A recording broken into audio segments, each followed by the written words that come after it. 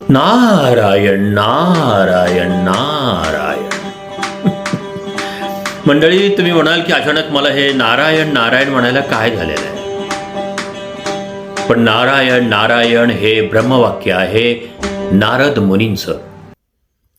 तुम्हाला आश्चर्य वाटेल, भारतात नारद मुनीची जी मोजकी मंदिरं आहेत त्यात महाराष्ट्रात केवळ 2च मंदिरं आहेत आणि त्यातलं एक प्राचीन मंदिर आहे बीड शहरात. कुठे आहे हे मंदिर, कोणत्या काळातलं आहे ते, आणि ते कोणी उभारलं, पाहूया पुढच्या केवळ 1 मिनिटामध्ये. नमस्कार, मी सतीश साळुंकी आणि तुम्ही पाहत आहात सारांश अज्ञात बीड जिल्हा.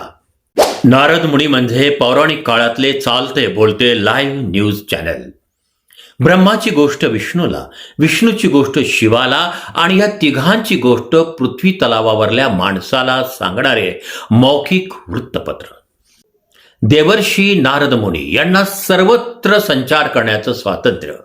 हातामध्ये महाती नावाची विणा आणि चिपळ्या घेऊन संगीताला कला न मांडता ईश्वर भक्तीचा मार्ग मांडणारे आद्य संगीत तज्ज्ञ आणि भक्ती संगीताचे जनक अशा महान देवर्षी नारदांचं मंदिर आहे बीड शहरात, आणि तेही मध्ययुगात उभारलेलं नेवाशानंतरचं प्राचीन मंदिर.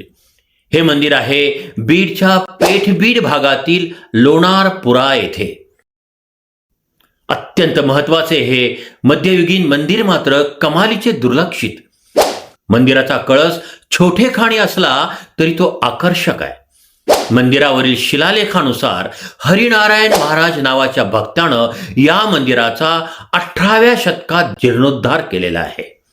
आणि मंडळी, विशेष म्हणजे मंदिरात नारदाची बैठी मूर्ती असून ही देशभरातल्या मोजक्या मूर्तींपैकी एक दुर्मिळ मूर्ती आहे. नारद मुनी बसलेले असून त्यांच्या हातामध्ये विणा आहे. ते एका हाताने विणा वाजवत आहेत तर दुसऱ्या हातात चिपळ्या आहेत.